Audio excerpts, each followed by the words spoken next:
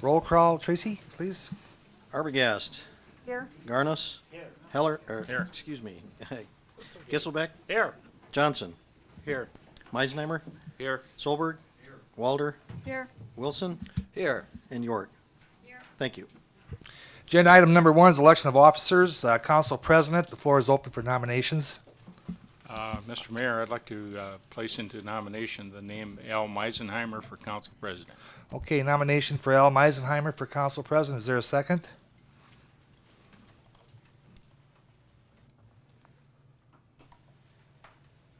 I'll second. Seconded by Alderman Solberg. Any other nominations? Mr. Mayor, Yes, I would like to nominate Brad Johnson. Brad Johnson. Is there a second? I'll second it. Seconded by Mrs. York. Any other nominations? If not, we have a motion to close the nominations. Second. All in favor, say aye. Opposed? Motion carried. We'll begin with the nomination process. Tracy will call a roll call, and then you can indicate who your preference would be. Tracy?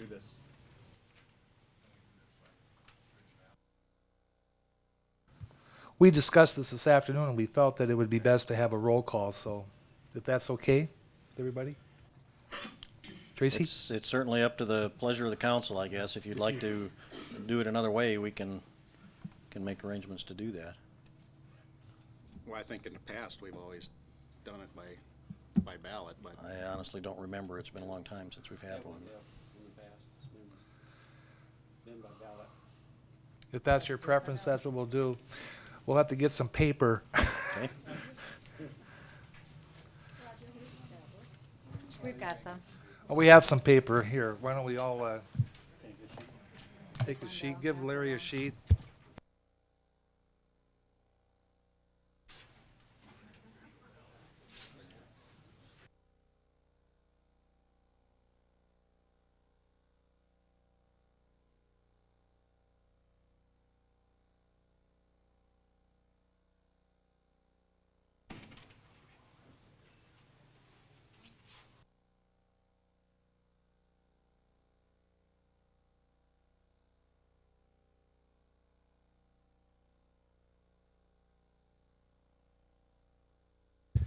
Why don't you, after you want to just pass them on down here, and we'll pass them on down to Tracy. Oh, you just come get them, Tracy? Very good.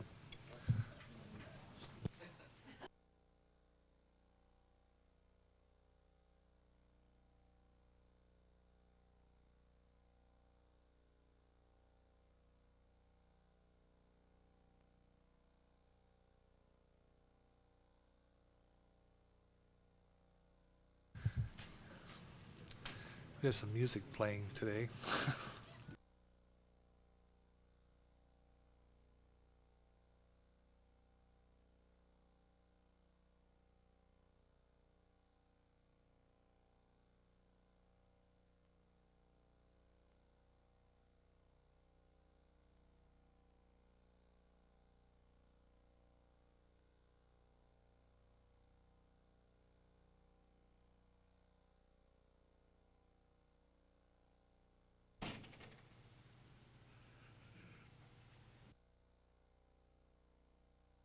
There are 6 votes in favor of Brad Johnson and 4 for Mr. Meisenheimer. Thank you, Tracy. Next, we'll go to nominations for Council Vice President.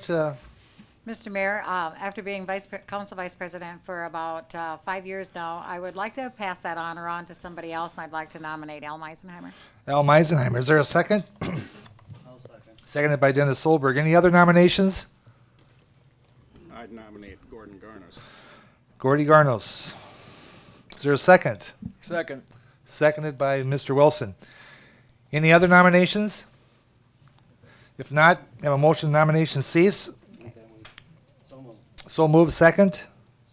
Seconded by Alderman Meisenheimer. All in favor say aye. Aye. Opposed? We'll do the same casting of ballots like we did before.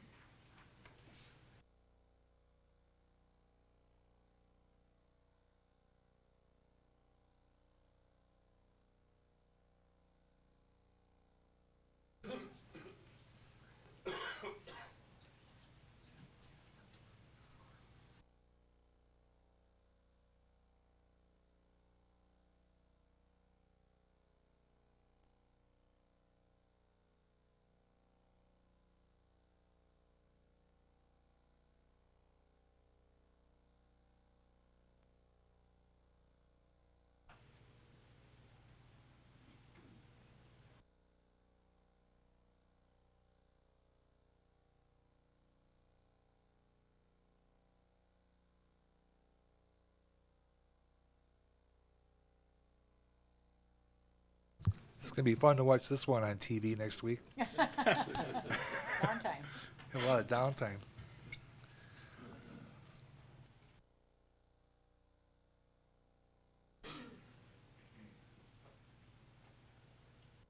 Each candidate has received 5 votes.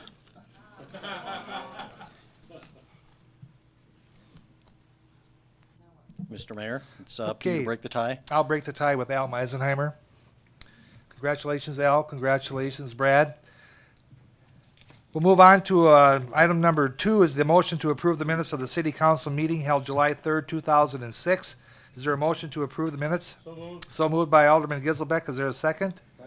Seconded by Alderman Solberg. Are there any additions or corrections to the minutes? Excuse me, Mayor, there is one I'd like to point out in Okay.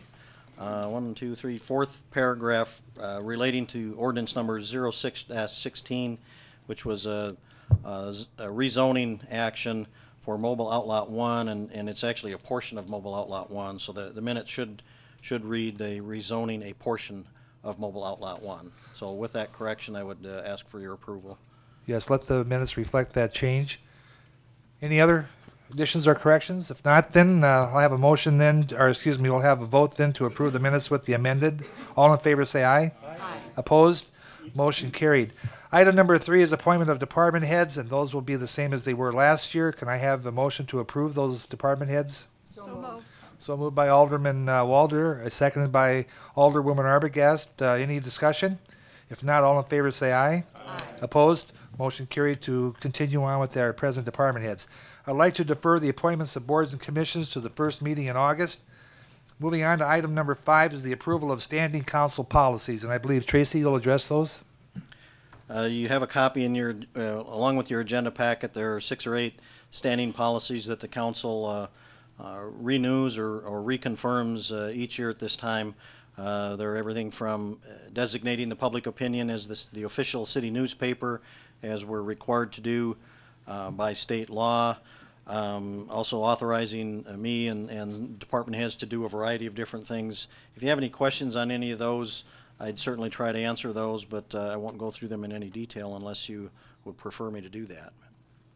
Is there a motion to approve the standing council policies? Motion. Motion by Alderman Wilson. Is there a second? Seconded by Alderman Meisenheimer. Is there any discussion? If not, then all in favor say aye. Aye. Opposed? Motion carried. Item number 6, a petition to abandon and relocate utility easement on Lot 14, Block 5, Crestview Addition, and a portion of the Bartron Outlet. And Rick? Thank you, Mayor. This is, I think we do have to have a public hearing, so if you'd open the public hearing, please. I'll open up with the public hearing. Thank you. I'll make some introductory remarks. This petition is brought to you by your applicants, David Henry Beckman and Sandra K. Beckman. Their consultant, legal counsel in this matter is John Wiles of the firm Wiles and Rylance. We took this matter up at the Plan Commission in a public hearing held on June 7th. Their recommendation is found in their resolution number 2006-29 to approve the proposed abandonment and relocation of the utility easement. You've already read the legal description. It's more easily locate the address. I will just provide that as I thought I would do it easily. Here it is, 440 14th Avenue Northwest. Kind of up in our area just west of the North Water Tower on 14th Avenue North. Staff notes that this petition initiated following the application for a permit to construct a swimming pool, and during that process we identified that the proposed location of that pool was going to be right over top of an existing utility easement. So the applicants had contacted Municipal Utilities Department, and they've also contacted the 3 communication utilities companies in our community just to request for the construction of that pool temporary construction easements, which we have received. Now, we haven't issued a permit for the pool, and we don't know. Perhaps at this point the pool is not going to move forward, but the applicant desires to move forward with the vacation for the advantage of subsequent property owners. We'll note that also in a letter by Jeff High, the superintendent or the manager for Municipal Utilities Department, that the Municipal Utilities Department would not oppose such a petition if it were in fact submitted for abandonment and relocation. With that, just a recommendation here to go along with the Plan Commission's recommendation for approval of that petition to abandon and relocate as indicated in the drawing in your packet. Thank you, Rick. Is there anyone else to speak to the issue? If not, then we'll close the public hearing and go to council action. Is there a motion then to approve resolution number 6-34? Motion. Motion by Alderman Wilson. Is there a second? Second. Seconded by Alderman Garnos. Any further discussion? Yes. Yes. In moving the easement, there are lines in the easement area now?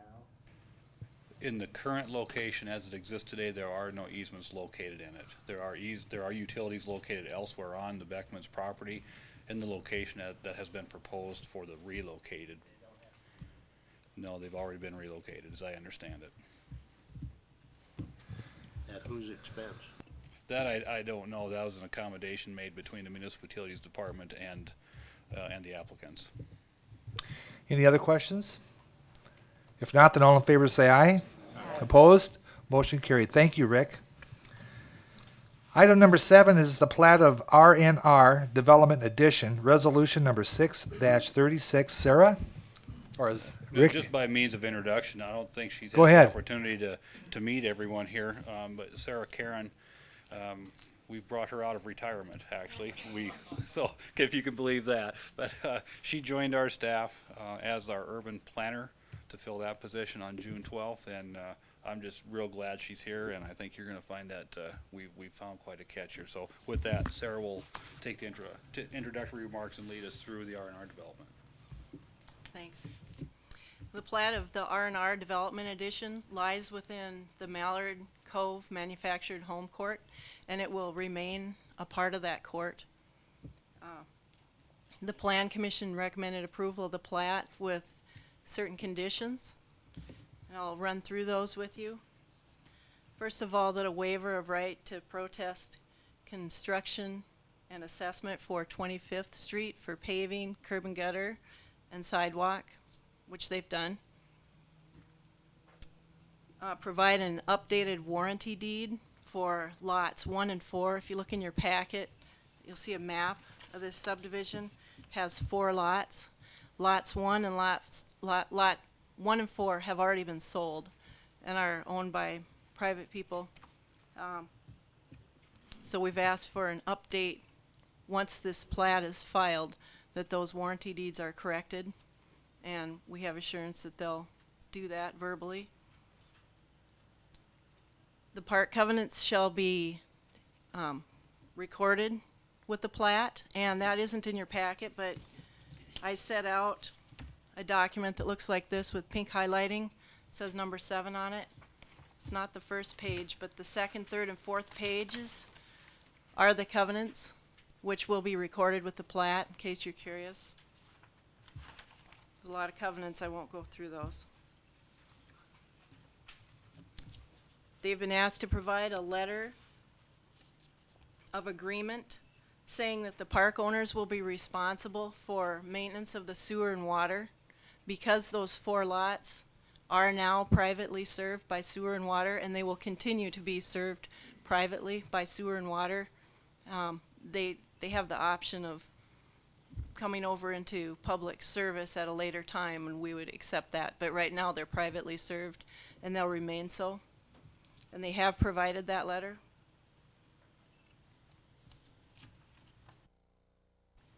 They've been asked to provide a statement of who the sewer contractor is that will be doing the maintenance if they ever, if we get a call in the middle of the night, the city. It's not normal for us to have a private sewer line that serves more than one customer. And that will be the case here. So we've asked them to let us know who they can call when they have an issue. And that's what this first sheet is. They've indicated that ATEC is the one that will do the maintenance if they ever have an emergency or a need for that. And finally, they've been asked to provide a letter of assurance stating that the sewers within the park will remain private until a time that they're brought up to the city standards. And they've provided that letter of assurance, and that was in your packet. Any questions? They had a lot to do, didn't they, Sarah? By just an additional comment here, I think some of you probably have questions exactly where this is located in. It's in southwest Watertown, vicinity 20, I believe 25th Street Southwest and 11th or 12th Avenue South. So I don't know if there's a better reference point or not to refer you to. We could certainly bring it up on the overhead if we needed to. The plat is on the corner of 13th Avenue South. Does the council want to see it all on the overhead, or? Yes, would you please put it on the overhead then? Thank you.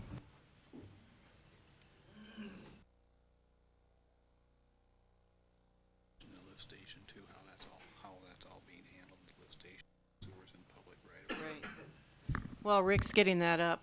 I'll discuss the sewer lift station that serves this park. Right now, that's a private lift station. It serves the whole park. And throughout the streets within the park, there are private sewer mains that all flow down to that pump station.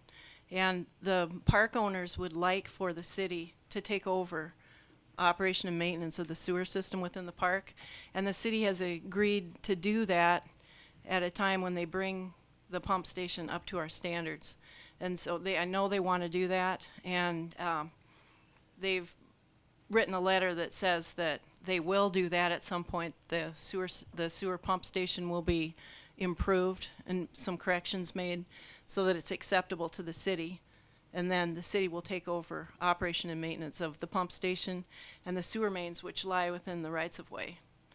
And we don't know exactly when that will happen, but once they do bring it up to standard, then we'll take it over. We aren't going to operate and maintain a sewer system which is currently substandard. There's some issues with it.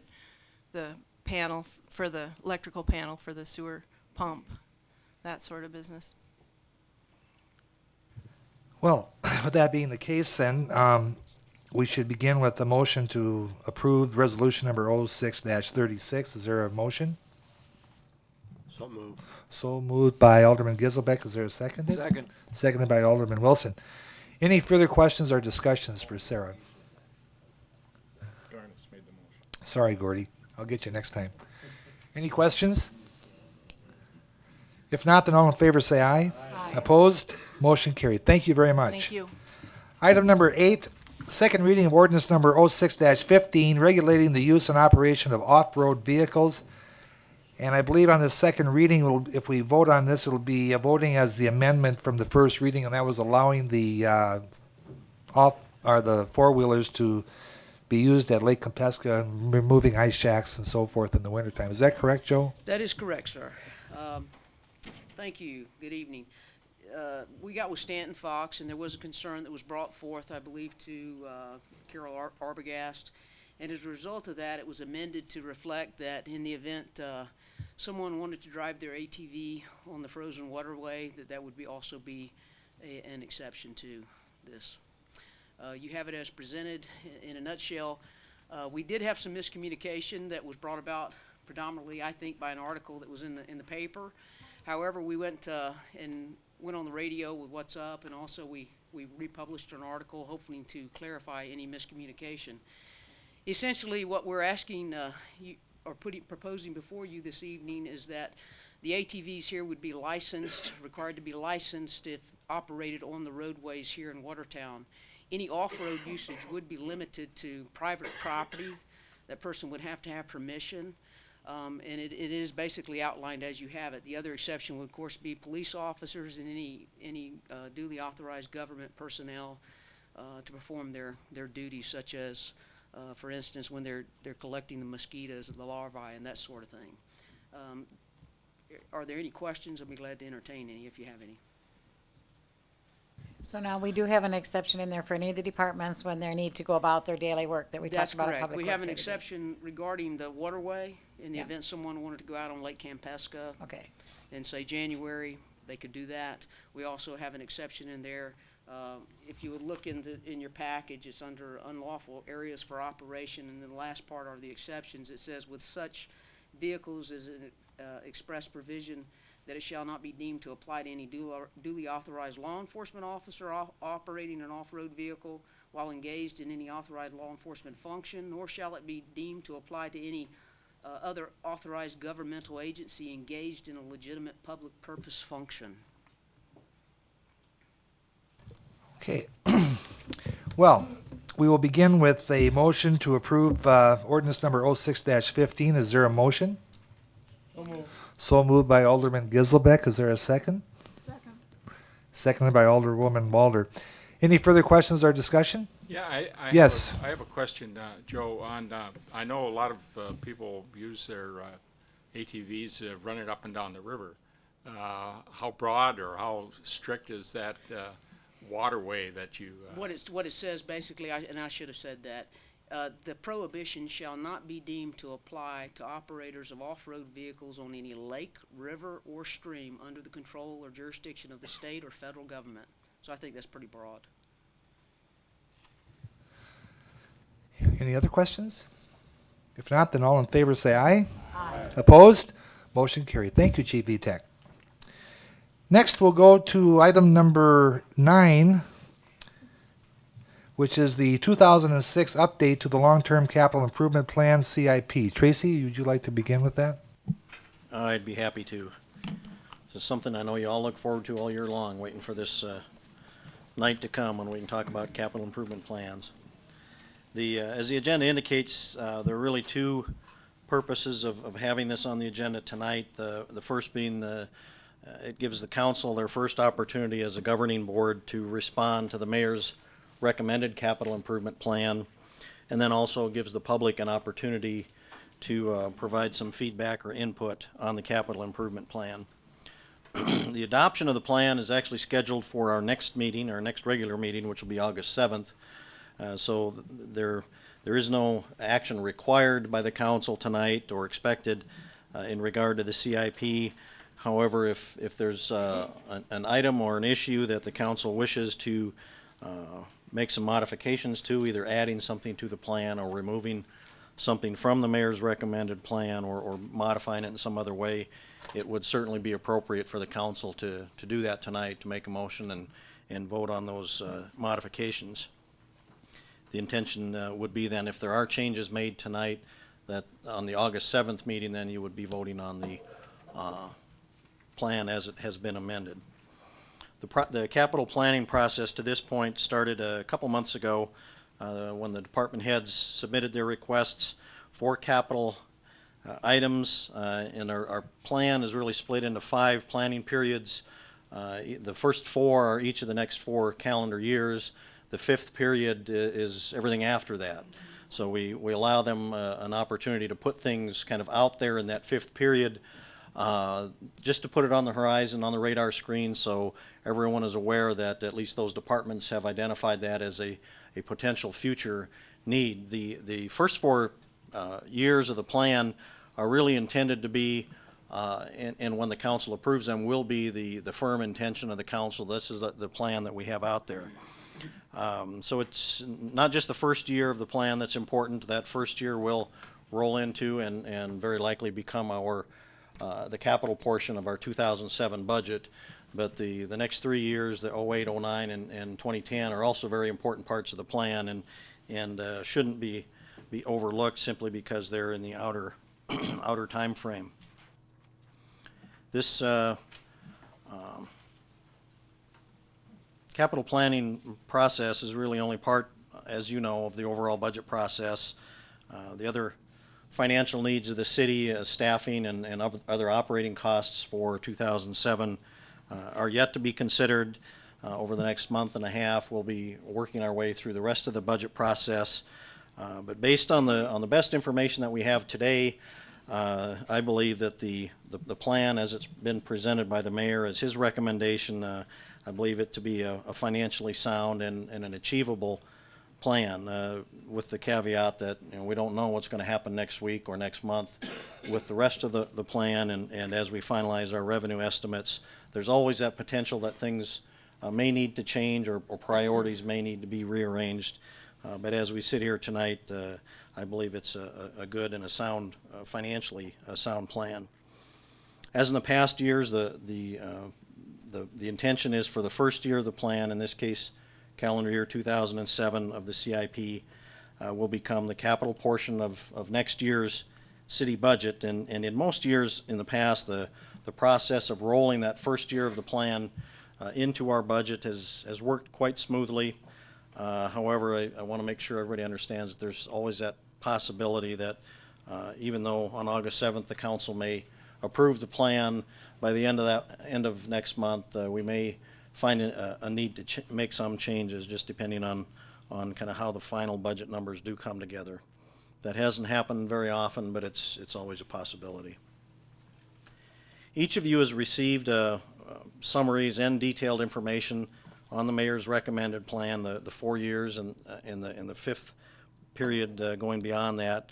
Overall, the 4-year plan for 2007 through 2010 anticipates total capital costs of about $52.7 million. That's up actually about $10 million over a year ago, and I'll go into the reasons for that and touch on some of the notable items that have resulted in that significant increase in the overall for the 4-year plan.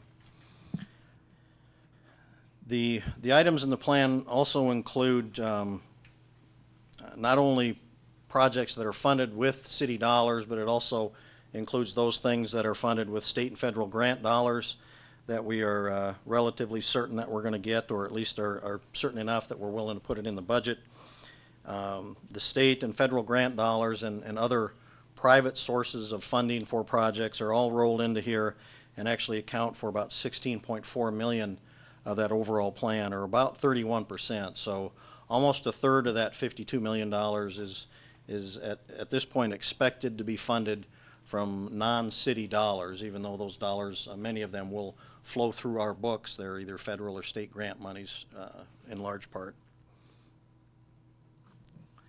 In one other item I want to make sure that you understand, and if you've looked through the details of the plan, you will have noticed this, but in addition to large capital construction projects, the CIP also includes the routine replacement of existing equipment. And in fact, over the first 4 years of the plan, there's about $7.7 million that is planned for replacement of what will be old or worn out equipment. That represents about 15% of the total spending for the 5-year plan, or on average about $1.9 million per year, just replacing the equipment that the departments need to go about their day-to-day business and complete their responsibilities. Excuse me for interrupting, Tracy, but has that always been part of the capital improvement plan, Yes. the replacing of equipment? It has. Yes, from the first time we started a comprehensive plan like we have today, yes, replacement of equipment has been part of the plan. I do want to take, before I turn it back to the mayor for council and public input, I do want to take some time to point out some of the highlights or notable items in the mayor's recommended plan. Some of these things have been in the works for some time. Some of them are relatively new. The first item I would mention, and unless I mention otherwise, the first number of items all relate to the first year of the plan, calendar year 2007. The National Guard Armory, this is something that has been on again, off again, and kind of on the back burner for many years. I think you're all aware of the action that the legislature took this past session to appropriate state funds, and under the state funding plan, the expectation is that the city will pony up about $1.8 million as our share of that project, and that will take place, at least the best information we have now, that will be required over a period of about 4 years, so that it fits into our plan. We don't have to come up with that entire $1.8 million all next year. The plan, if you find it in there, you'll see the expected outlay for the armory next year in 2007 from the city is $335,000. And then based on the timeline that the Guard has laid out to this point, we've got assumptions in there about when the rest of that $1.8 million will be needed. So that project has been worked into the plan, as has another pretty significant project that's been in the works for a number of years.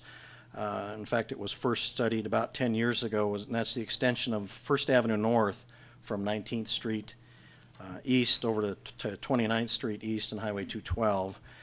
That project is in the plan for next year. You're aware that the city council has contracted with Austin Engineering to do the design work, so that the preliminary engineering work is underway. That will be about a $5.2 million project, at least that's what the most recent cost estimates indicate. And that will be funded with a combination of state and federal dollars, about $2 million flowing through the state Department of Transportation. We're expecting, or in the plan, we include a little over $1 million for storm sewer improvements to be funded with state revolving fund loans. About $1 million of sanitary sewer improvements that will be made along with that project, and that will be funded with either with SRF loans, but more likely with cash from the sanitary sewer fund. And then there's a small amount anticipated for the recreational trail that will run along the extension of First Avenue North. So that those items all roll up to a cost of estimated at about $5.2 million. An additional or another significant item in the plan is funding for economic development. A specific project that is funded is some improvements, some street and storm sewer improvements in Endry's Industrial Park. Those are planned at about $275,000. That's 23rd Street East and 14th Avenue South. I think you're familiar with the replatting that was done of that industrial park here this past year. And the intention is to make those improvements in that area in the coming year to open up some additional lots for further development and resale for industrial purposes. And a second significant item, you may recall that we budget, we have in the past years anyway, budgeted so much each year for unanticipated improvements to industrial parks, just so we've got some money available to make improvements as we need to in the industrial parks. We've had some significant conversations, and the development company had a task force looking at that. I participated in that task force this past year. Alderman Wilson, Mayor Fox, and Alderman Johnson all participated in that task force. And one of the conclusions that we came to was that it was important for the city to establish a more significant fund to be available for economic development projects as they arise. And I think that's just simply a good idea for the city, so that we're not left scrambling to try to pull things together, to pull the money together to do a project when an opportunity arises. And the intention is in 2007 to put aside $147,500 for that purpose, and that's reflects the $75,000 which traditionally we have budgeted for that, plus to that we've added the amount that the subsidy or the revenue sharing that has gone to the school districts in the county, we've added to that to make the full $147,500. And the intention would be, or the goal that's been suggested by the development company and by this task force, is to try to accumulate $2 million over the next 5 years. So we've got a reserve fund of $2 million to assist in funding economic development projects as those opportunities arise in the years to come.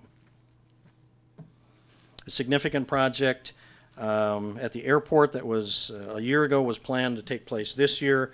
The runway and taxiway improvements and fencing improvements. The funding has been hung up at the federal level, and so that project has been rolled over from 06 to 07. That's about a $7.7 million project. The significant storm sewer project that's planned for next year is Bogue Avenue. That'll be a street and storm sewer project for about $1 million. The Uptown Streetscape project, and please feel free to stop me if you have a question on any of these as I go through them. The council just recently rejected bids on the latest phase of the Uptown Streetscape improvements. The mayor has recommended adding an additional $100,000 to what the city had in that before, and that, along with what the municipal utilities has committed, will make a little over $400,000 available for that project. So then, Tracy, pardon me, that will move from number 3 to discretionary? In terms of the to- priorities, well, it's, Right. I guess you can assign any priority you want to it. It's funded in there currently as the mayor has recommended it. I think it's certainly, in most people's mind, would be a discretionary project. However, it is a high enough priority, at least in the mayor's view, to provide that level of funding for it. It'd be nice to get that phase done, and then I think we're done with all the phases for Uptown. There's always another phase. At least that's the way it seems. But yeah, it was a high enough priority in the mayor's view anyway to provide an additional 100,000. Based on the bids that we had this last time around, I think they were $75,000 short approximately of doing the 4 blocks rather than 6. And I think the hope is that the additional funding and then maybe rebidding at a more competitive time frame will possibly allow us to do all 6 blocks rather than 4 of the 6. It also gives the Urban Renewal Board some time. The fact that the bids have been put off till next year, it gives them some time to perhaps come up with some additional funding sources as well. The annual street milling and overlay program, we will plan to commit $2.4 million over the next 4 years. That's $600,000 a year, as we have done in past years. There's a couple $100,000 in there on one notable item, I think, something that's kind of been lingering in the background for a long time. That's the renovation of the mausoleum at Mount Hope Cemetery. That's a couple $100,000 over 2 years. There are some significant recreational facility improvements. We've got plans for further improvements at the golf course. 2007 would be the 3rd year of a 5-year plan that began in '05, $2.1 million over 5 years, and so that plan is moving forward. There's a provision in here in 2007 to replace the restrooms at Cook Complex ball fields. If any of you have been out there, I think you'll recognize that they're certainly in need of replacement. That's a project that was in the plan here a year or 2 ago as a cost share with the Softball Association, and I think there's maybe been somewhat of a change of perspective from the part of the Park and Rec Board that's something maybe the city ought to just take on as an obligation, providing restrooms at our public facility and not require the association to cost share on that. So this is intended to be a fully city-funded project for $151,000 next year. The 4-year plan includes about $1.5 million to expand the recreational trail system. About 60% of that is grant funded, and those are grant dollars that are locked up and guaranteed. So over the next 4 years, you'll see the recreational trail system expand considerably. There's a $1.8 million project in there we talked about just recently, the Terry Redland Freshwater Institute Educational Center. That's an idea of adding on to the Discovery Center at the zoo. The best information we have right now is that it will be about $1.8 million over 2 years, perhaps. And that also includes a significant amount of grant funding at that level. About 60% is what we're anticipating currently. A couple notable items in the police and fire departments. The police department is moving forward to implement mobile data terminals, which are laptop computers in their patrol cars. Over 2 years, we're looking at about $162,000 to implement that. The fire department is looking at some significant equipment replacements, $700,000 next year for an aerial truck. And we're hoping we've got a grant application in to fund about 2/3 of that. At this point, I don't believe we've heard on that grant application.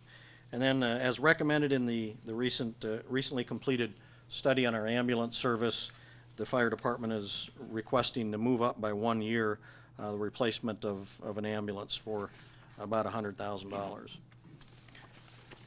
The rest of these I'll move through fairly quickly. In year 2 of the plan, 2008, the E911 Dispatch Center is looking at significant upgrades to their computer equipment and software.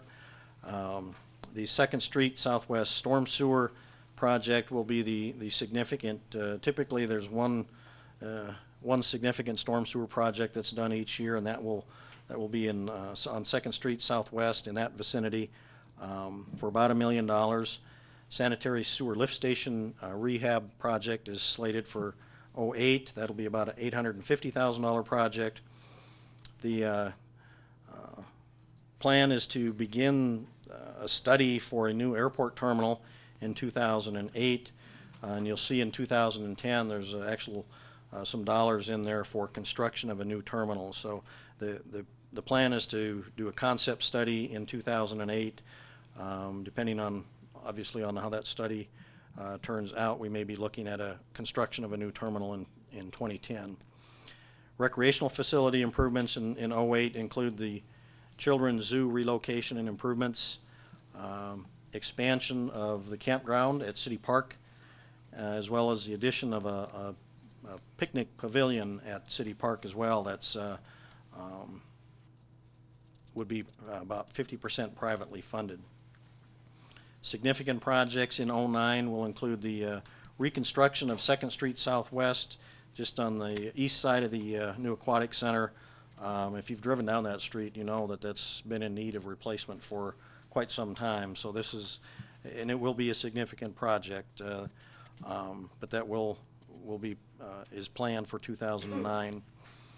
The storm sewer project in '09 is for the southeast portion of Watertown. A little over $1 million is planned for that.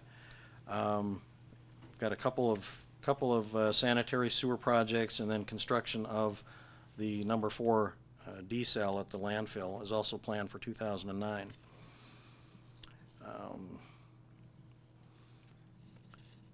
If you've looked through the 2010 portion of the plan, you'll see that there's an item in there for a second sheet of ice. There is no cost estimate in there. However, there is a group in the community that's working to come up with the funding apparently to do this, and it's in there as an informational item at this point. The intention, or at least the indication at this point, is that the project would be entirely privately funded, at least the construction of it. Now, in terms of the, I mentioned earlier that there were a number of areas of significant increase. I want to kind of elaborate a little bit on those. The Armory project I mentioned, that was not in the plan at all last year, so that entire $1.8 million is reflected in that increase. The fire department has asked for a replacement and some new equipment as well over the 4 years. Actually about $1 million more than what they had in the plan last year. So there's some significant new requests there. The additional funding for economic development that I talked about, that's a little over $1 million that over the next 4 years that we're planning to set aside for that. Storm sewer, there's some significant projects. The storm sewer associated with the First Avenue extension and then the Southeast Storm Sewer project are both large projects, and so that over the 4 years our planned spending for storm sewer improvements is going to be a little bit higher than it has been in the past. In 2010 is a very high year for equipment replacement for the solid waste department. In fact, that one department alone in that year is anticipated to spend about $1.4 million on replacement of old equipment. They do have very expensive needs out there when it comes to compactors and those types of pieces of equipment. Airport terminal study and construction. The construction of the terminal, as I mentioned, is in the 4th year of the plan, so that's that $5 million or $5.4 million is entirely new money put into the plan this year. The restrooms at Cook Complex, the additional trail funding with grants, and the expansion of City Park are all new projects in the plan this year, as is the educational center at the zoo relative to the Terry Redland Freshwater Institute. So those are some of the items that are reflected in that significant increase. At the same time, we had some major projects this year in '06 that were planned to be done that will not be done, the airport project being one of them, a $7 million project. So that gets rolled over and added into '07, so that essentially we wind up doubling up some of those projects in that first year. Some notable items that are not included in the four-year plan that you may want to, may have some questions on. City Hall accessibility improvements, you might see an item in there without any costs associated with that. We're currently undergoing an evaluation here at City Hall. We've contracted with Todd Architects to evaluate the handicap accessibility at City Hall. So we're expecting some cost estimates from Dave Todd before the end of the budget process, so we have an opportunity to modify this for those if you feel that's a priority when the time comes. The automation of the recycling program, it's been estimated to cost as much as $1.2 million with the truck and the containers. That is not in the plan. The mayor is recommending that that program not be automated at this point. And there were actually 3 fire and ambulance substations that were suggested as possibilities by the fire department for about $6.6 million, and the mayor has put those in the year 5 and beyond portion of the plan, I think, to allow more time for some thought and additional study of the fire service. We've, as you know, completed a study on the ambulance service, and I think it's important for you to give a lot of thought to that and have all the information and facts before you make decisions on a project of that nature. On the funding side of the plan, as you might expect, the capital improvement sales tax provides the lion's share of the funding for the project or the plan. About 39% is expected to come from our second penny sales tax, a little over $20 million, over $15 million from state and federal grant funds. Sewer revenues will account for about 9%, or about $4.7 million. The plan calls for about $3.5 million of borrowing. About 1.5 of that would be for storm sewer improvements, and $2 million would be for the airport terminal if that project begins to move forward. The other about 16% is made up of general fund revenues, solid waste user revenues, and a variety of other sources to come up with the full $52.7 million in funding for the 4 years of the plan. Those are all my introductory comments, maybe more than you wanted to hear tonight, but it is important for you to review that, and please let me know if you've got any questions either now or between now and August 7th when the council will be asked to approve the plan. And with that, Mayor, I'd turn it back to you for any questions or comments from the council and from the public. Thank you, Tracy. I have a question. Yes, Gordy. Regarding any changes, does that come through one of the committees then to this capital improvement plan? The council tonight can make changes if you see fit. If there's something you'd like one of the committees to take a look at specifically, we can certainly do that between now and August 7th. Or you can, changes can certainly be made anytime before the 7th of August when it's, or at that meeting as well before it's adopted as final. So I think you've got lots of opportunities to make changes if you see fit. I think the earlier in the process we make those, the better. If you have some changes in mind and want to open the discussion on those, I would encourage you to do that tonight. If changes are approved, that gives the mayor a little more time to kind of reevaluate. If we're adding projects, for example, to the plan, that gives us time to reevaluate how that might impact other projects within the plan, whether or not we've got the funding to add a project, things of that nature. So the earlier in the process we can make those changes, the better. Well, Council, is there any input or questions in regards to the plan? If not, then we'll certainly be open for any additions or corrections you'd like to do going forward. If not, then is there anyone in the public that would like to speak to the capital improvement plan? If you do, please step forward to the mic and identify yourself. Is there anyone in the public? If not, then we will close the public input And we'll proceed to agenda item number 10, which is the Housing Needs Assessment presentation from Dick Edstrom from First District Association of Local Governments. Dick?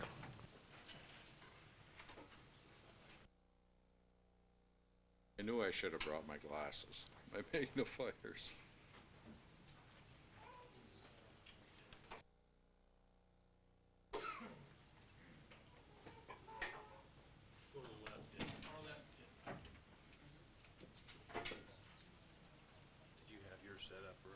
Yeah. Grab this one right, there you go, click on that one, see what happens.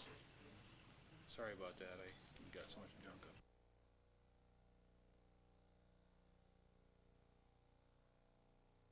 First of all, I want to thank the council members and Mayor Fox for giving our office the opportunity to do this study. We began this study back in April, and we completed the study in May of this year. These are the different indices that our office took a look at in evaluating the community and the housing needs of Watertown. Population characteristics, male versus female, and the general trend is no different in Watertown than in most places in the country. Females outnumber males. Community age distribution. Certainly we're becoming an older population in Watertown. The median age is about 35.1.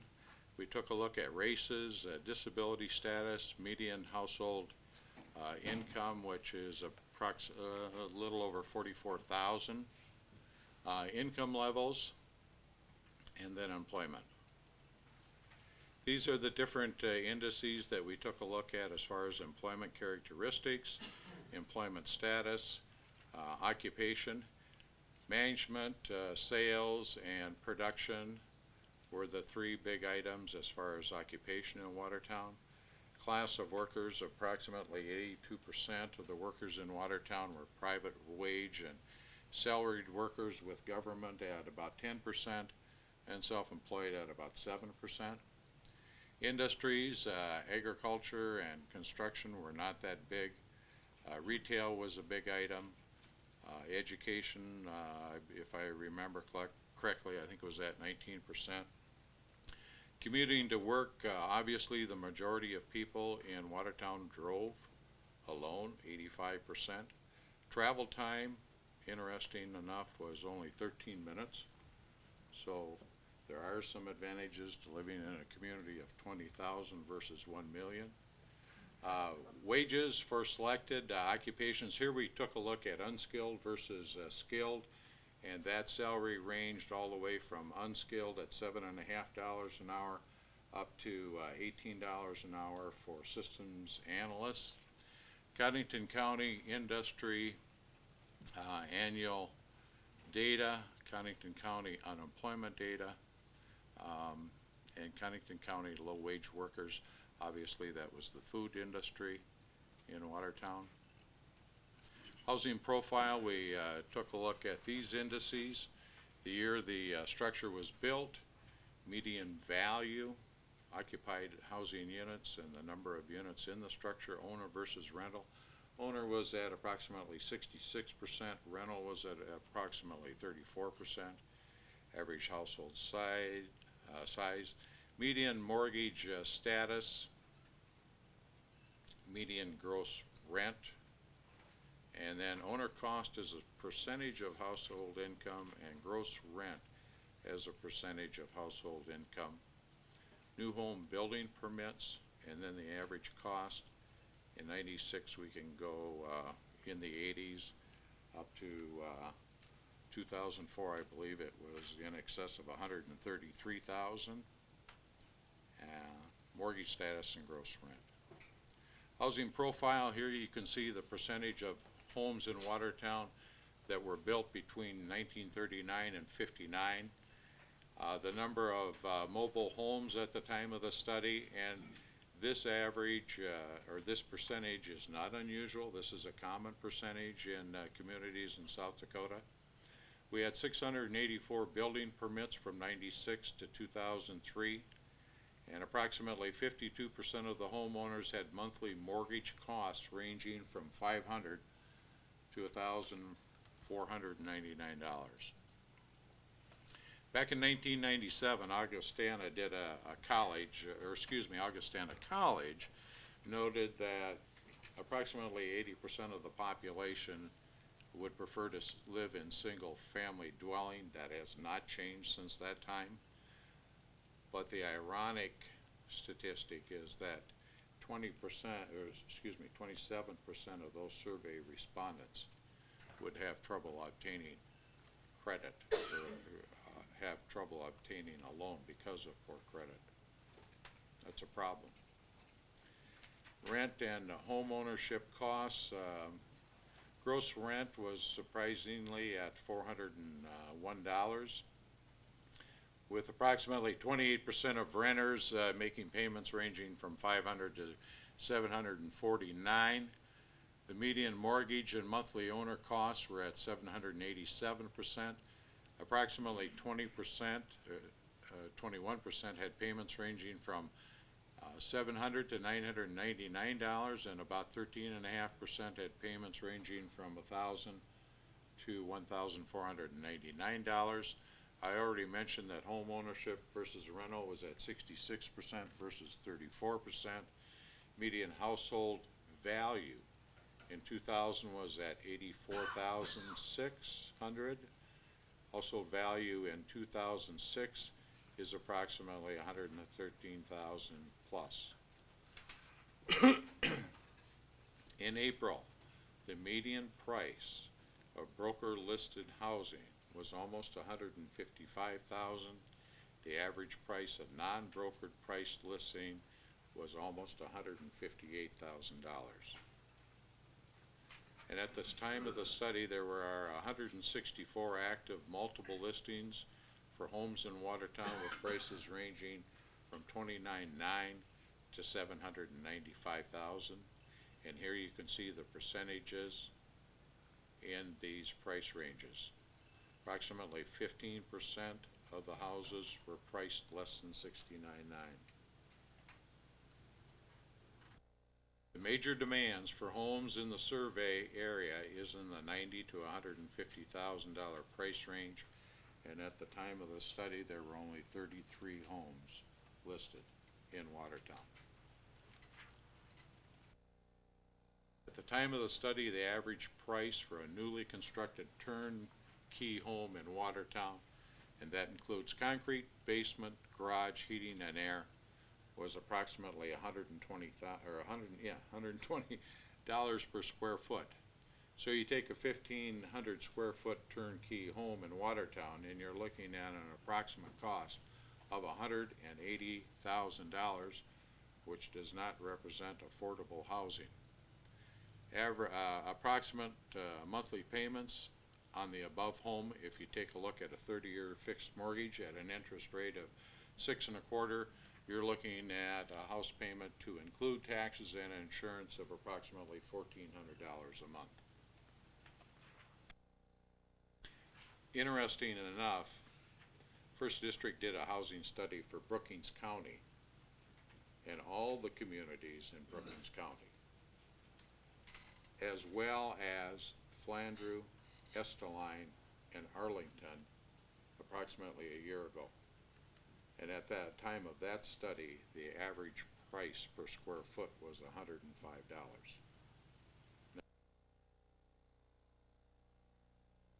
Cost burden. 2000 census data indicated that approximately 16% of Watertown homeowners were paying in excess of 30% of their household income. 34% for renters. Cost burden is defined or identified as anything in excess of 30%.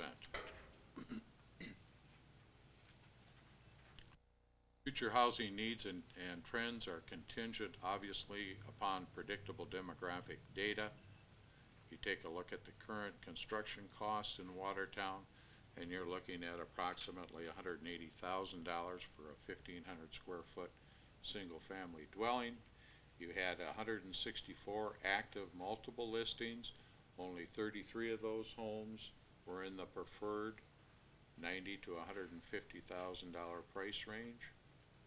Watertown currently lacks affordable single-family houses in that $90,000 to $150,000 price range.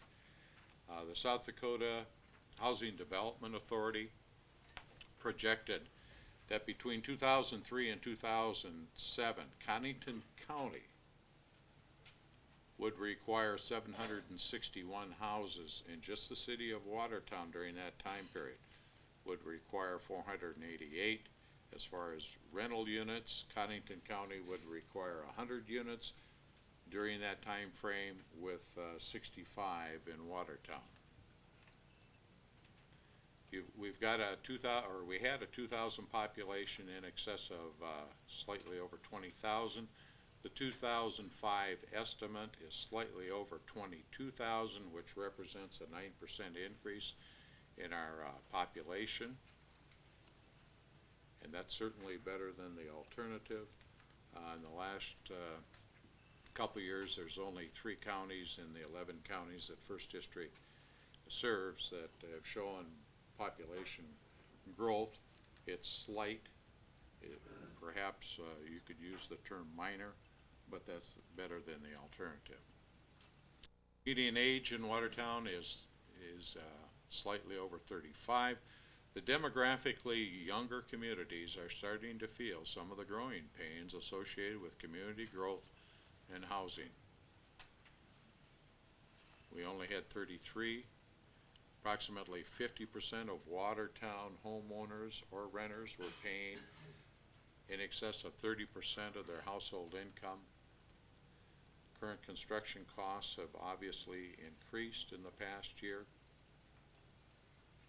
None of us are soothsayers, but we all have to take a look at these factors in determining affordable housing: interest rates, household income, transportation charges, and building materials. Thank you. Thank you, Dick. Does the council have any questions for Dick in regards to the study?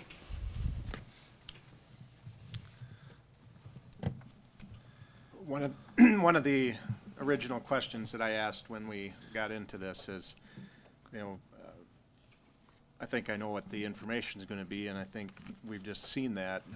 But the question is what's next? And I understand that there is a group out there that is working at addressing these issues, and perhaps they could tell us a little bit about where we might be going.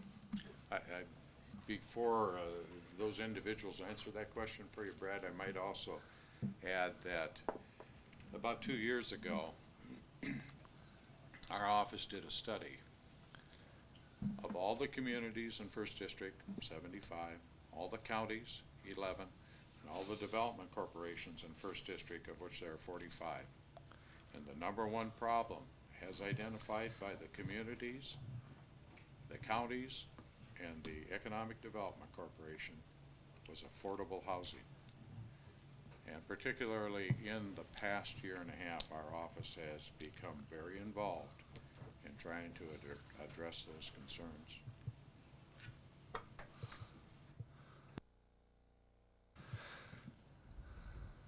My name is Merlin Joyce, and I'm working with the group. We have about 18 different organizations. Merlin, you want to step up to the mic up here? That we can hear you on channel 2. Okay. We have 18 different organizations working on what we've called Affordable Housing Committee, but we've changed our name. Aberdeen has given us a suggestion that we call it Workforce Housing, and probably is more appropriate. But we anticipated your question.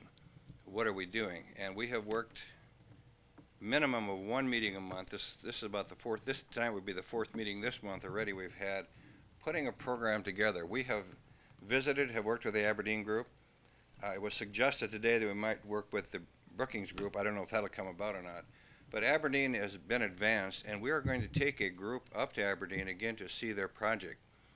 They have put now, I think, 152 homes together in the affordable range and some above, and mixed it together in a kind of a subdivision.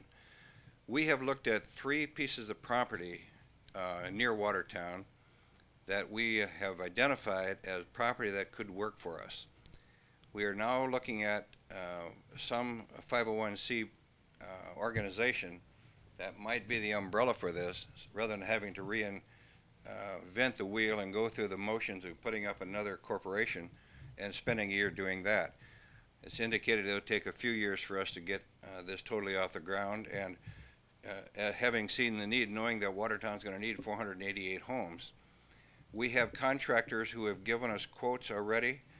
These aren't solid quotes, these are estimates for homes that they could build in the 1,000 square foot range, and that would be close to $100 a square foot, including everything, the land, the cement, the basements, the homes, stick-built homes with 3 bedrooms and a bathroom.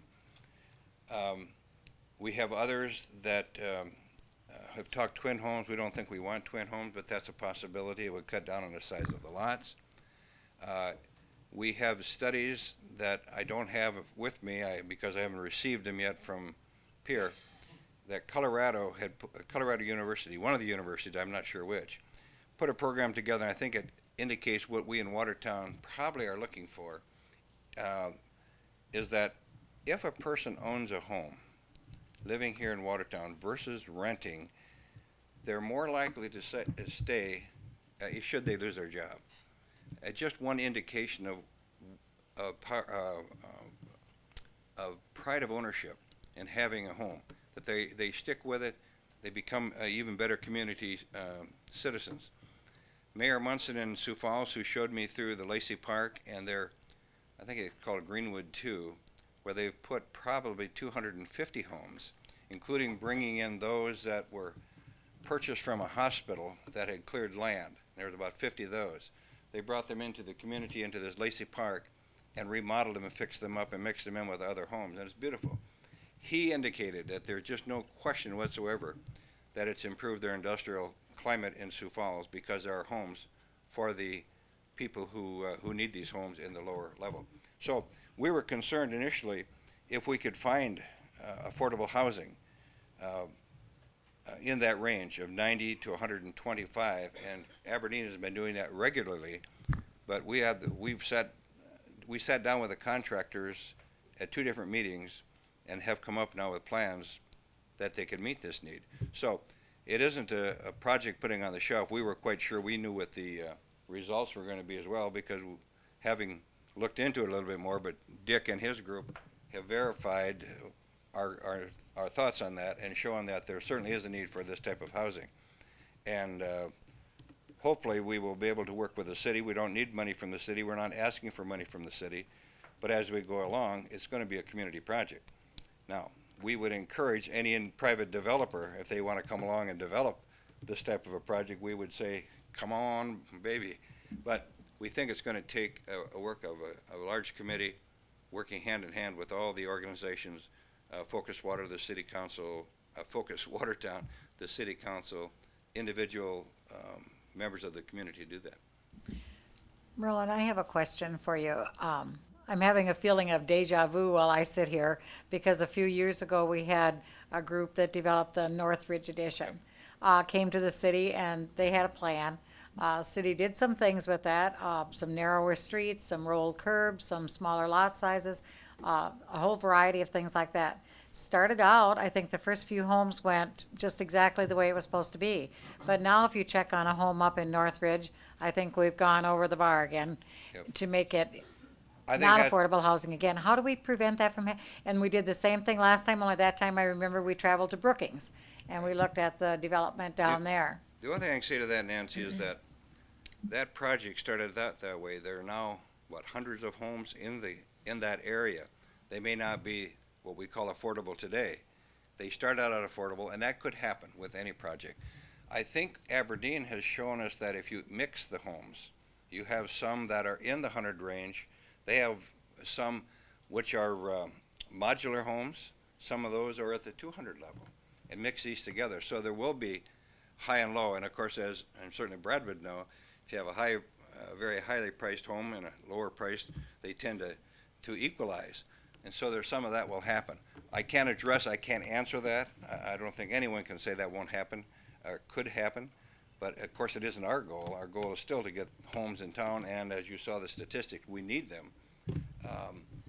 Will they all be $250,000 homes? Impossible.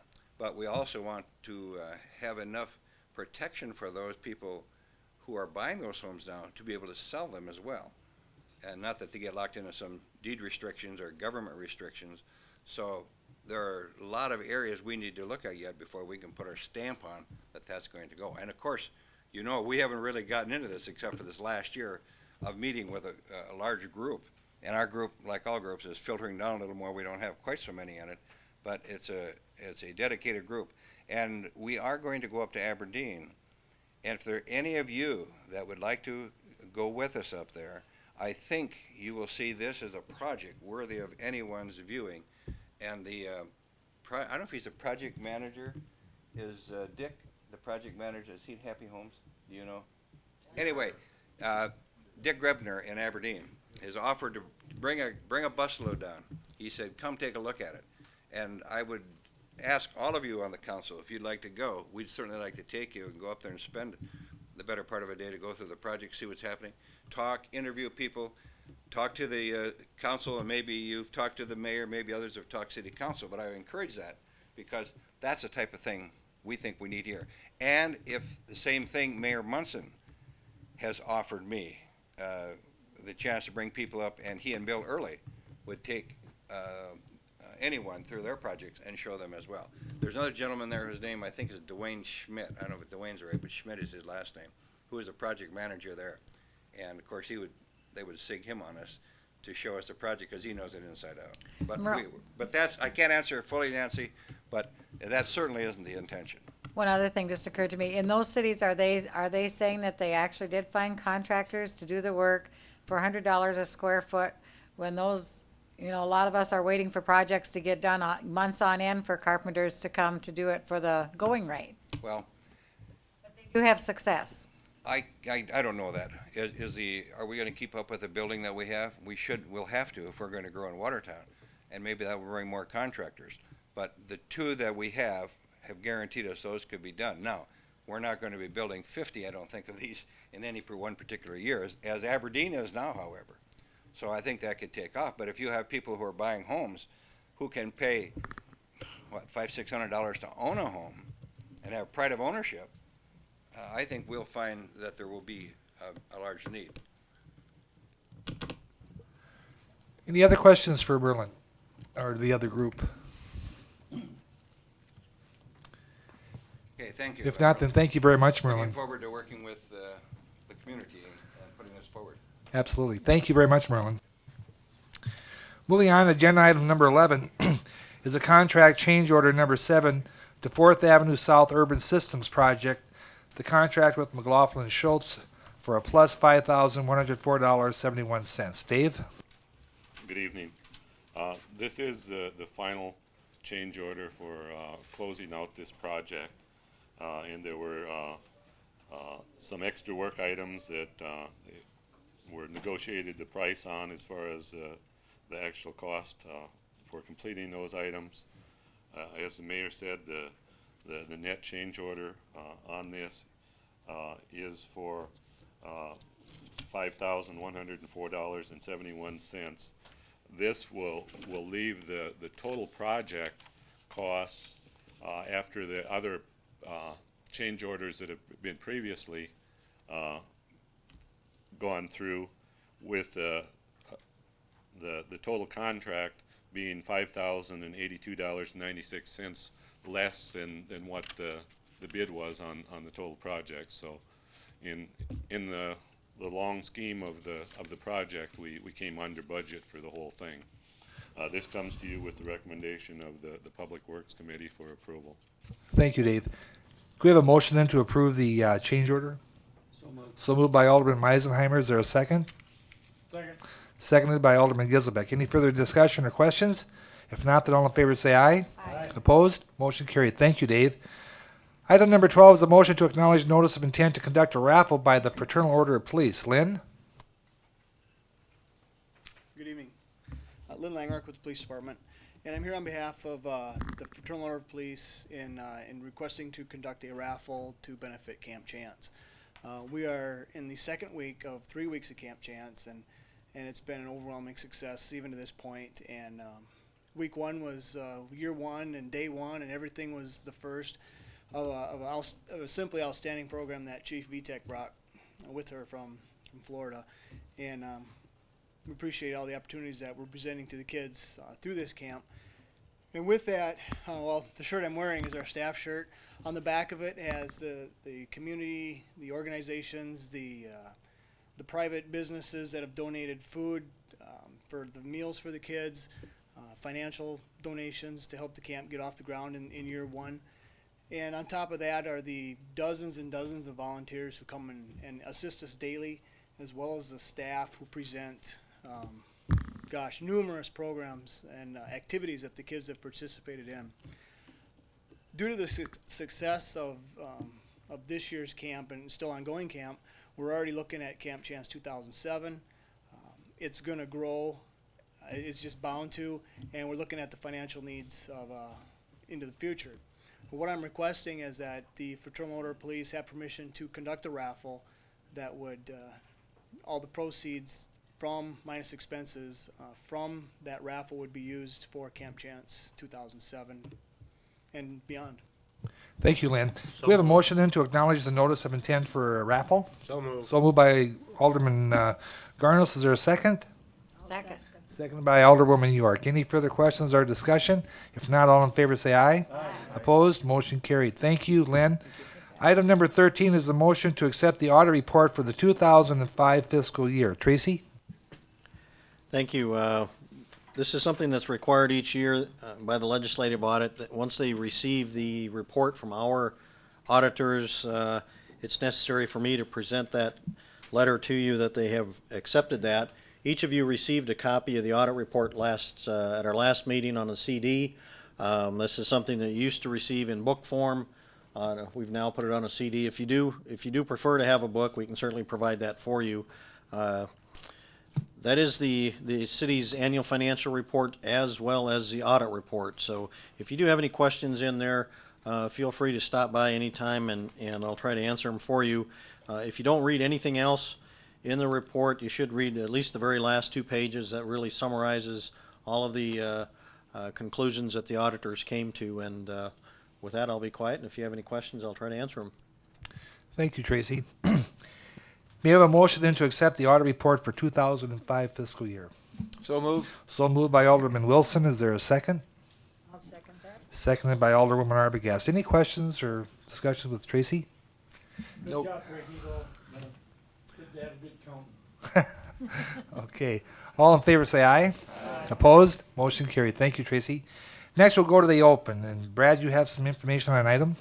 I just wanted to bring everybody attention to flood insurance again. I received some rather disturbing news the other day when I looked to renew my own flood insurance, and my house presently is outside the flood zone, and I have a preferred policy which costs about $300 a year. In order to be grandfathered in, I would have to go to a standard policy prior to the new flood map being adopted. And I previously had been told about a year ago that would cost about $600. That cost has now gone to $1,500. And my cost, if my house had been in a Zone A flood zone, previously would have been about $1,500, and the new cost is $5,000. Wow, man. So we've seen the impact of the hurricanes. We've read stories about the fact that a lot of places in Florida and other places can't get flood insurance and other property insurance. Well, we're going to see the impact of that here right in Watertown as well. So it is extremely important for anybody that is going to be in the flood zone that may take effect the first part of next year to become aware and at worst case scenario get in the standard zone now, so you can be grandfathered in. When you're grandfathered in, you can transfer that with your property, and that will save you money and increase your property value by getting in the standard thing. So this is going to have a greater impact than we originally anticipated, and everybody should make appropriate plans. Thank you very much, Brad. Is there any other items to come before the open? Mayor, if I Yes. could, just want to make a point. I know the police chief made this point during first reading, and no doubt she meant to make it tonight, and the council acted so quickly, I think it probably just escaped her. But the ordinance that you just approved earlier, 0615, regarding the all-terrain vehicles, I wanted to remind the council that, as Chief Vitek said during first reading consideration, that this ordinance will become effective from the date of its passage. So in the usual course of things, ordinances take 20 days to become effective, but because of the implications of this one, just wanted to remind the council and everybody else that it becomes effective upon passage. 20 days from today? No. No? No. Right now? Right now. Okay, thank you very much. Be careful, Tuffy. Okay, we'll move on to item number 15, which is old business. Under A, we have approval of a memorandum of understanding with the Watertown Community Foundation establishing the City of Watertown Grants Program. As you remember, last council meeting, there was a deadlock tie. I think that in the best interest of going forward, that we just abandon this for this time because of the time element. And I guess what I would propose doing is just like we did last year, which was appointing 3 people to meet independently with the nonprofit organizations and make a recommendation then to the whole council as to what they found out. So is there either any agreement with that? Motion by Alderman Gisbeck? Yeah. Seconded by? Well, I'll second it, and I have Okay. a comment. Okay, we'll have the comment now. That's fine, but I would ask that you consider to ask them to use the instruments that were presented to us by the foundation in their criteria selection so that we know from what basis they're coming from. That's reasonable. Any other questions? If not, then all in favor say aye. Aye. Opposed?